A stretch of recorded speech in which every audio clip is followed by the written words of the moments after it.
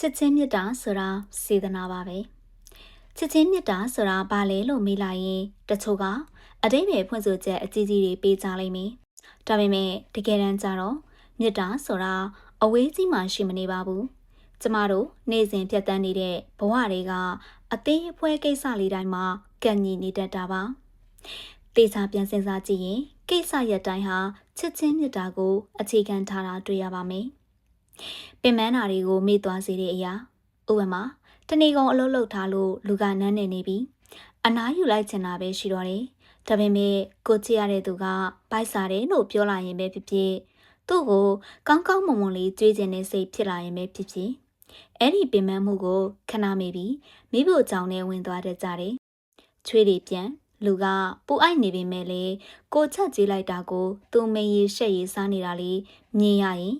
ပင်မနာတွေပျောက်သွားတာပဲလေအဲ့ဒါစားစီခြင်းနဲ့စေတနာတကယ်ကတော့အဲ့ဒါချစ်ချင်းမြတ်တာပါပဲကိုပျော်ရွှင်မှုတိုင်းမှာသူပါဝင်နေခြင်းနောက်ပြီးကိုယ်တိုင်အစားကောင်းကောင်းလေးတွေစားရတဲ့အခါမျိုးပေါ့ပါဇက်ထဲရတာရှိလိုက်တာနဲ့တပြိုင်နက်ခေါင်းထဲမှာအရင်ဆုံးသတိရမိတာဘာလို့လဲဒါလေးသူစားရင်ကြိုက်မှာပဲသူ့ကိုကြွေးကျင်လိုက်တာဆိုတဲ့အတွေ့ကအလိုလိုဝင်လာတယ်မဟုတ်လား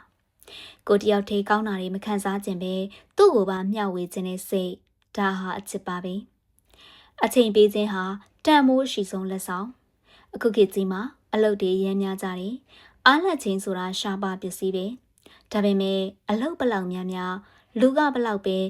လုံးပန်းနေရပါစီကိုချစ်တဲ့သူတွေဆိုရင်အချိန်တစ်ခုကိုဖယ်ပြီးပေးတတ်ကြတယ်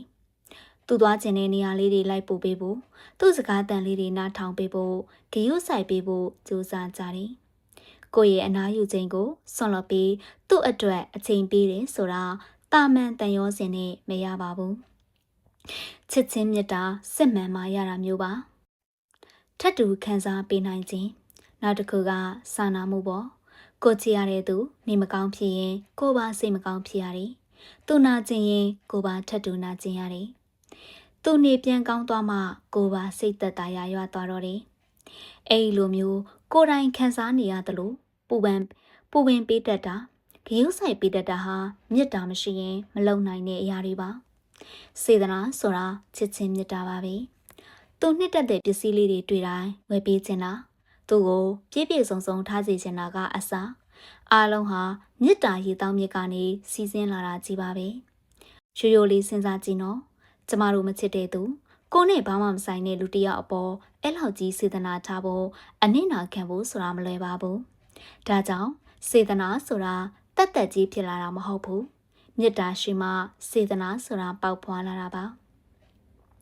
ဒါကြောင့်တင့်ပေးနာကလူတစ်ယောက်ကတင့်အတွက်အချိန်တွေပေးနေမယ်တင့်ကိုဂရုစိုက်နေမယ်တင့်အတွက်ပူပန်ပေးနေမယ်ဆိုရင်တန်ဖိုးထားလိုက်ပါသူလုပ်ပေးနေတဲ့ကိစ္စရက်တိုင်းဟာတင့်အပေါ်ထားတဲ့ချစ်ချင်းမေတ္တာတွေပဲဖြစ်လို့ပါပဲညာနာ